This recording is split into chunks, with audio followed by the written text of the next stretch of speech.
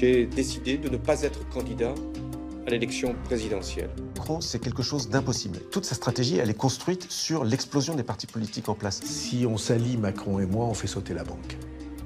Personne n'y croyait. C'est un plan machiavélique. Placez le regard.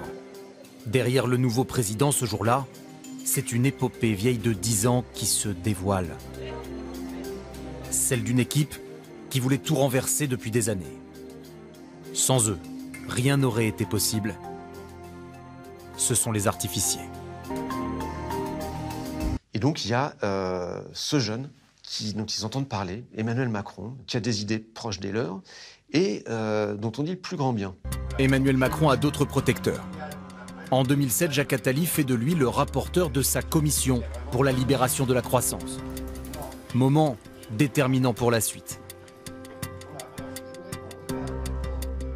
Dans cette commission, Emmanuel Macron va être au contact de tout ce qui se fait de mieux dans l'économie française. Il va rencontrer tout le monde. Et donc Emmanuel Macron se retrouve propulsé, secrétaire général adjoint de l'Élysée, après avoir parié, à peu de frais, sur un candidat à 3%. C'est sans doute un des plus beaux coups de banquier d'affaires dans le milieu de la politique qui a été fait ces 50 dernières années. Il arrive dans une maison qui est morte, qui ne bouge pas. C'est le calme dans les couloirs. Il y a des gens gris avec des costumes, des cravates, qui traversent les couloirs sans un bruit. C'est sinistre. C'est à peu près tout ce que Emmanuel Macron déteste.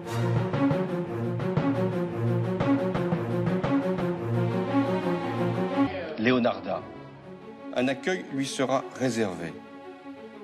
Et à elle seule.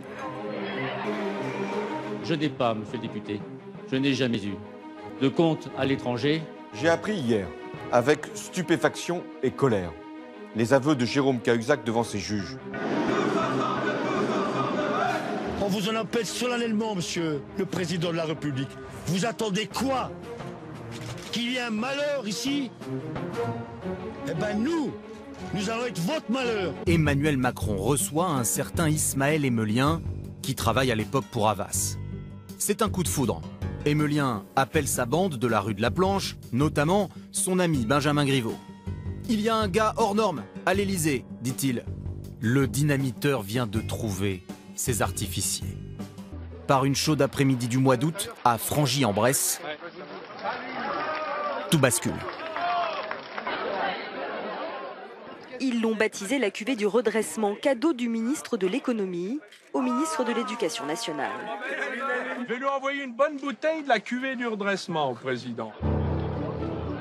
Arnaud Montebourg et Benoît Hamon commettent la provocation de trop.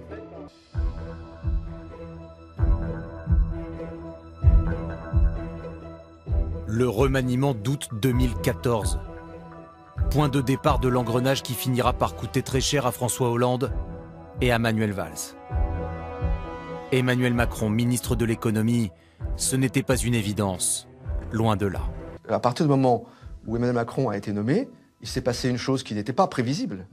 C'est que on l'avait mis sous les projecteurs et il a pris la lumière. Fâché, c'est un euphémisme. La France entière découvre le conflit. Manuel Valls, hors de lui, invective Emmanuel Macron.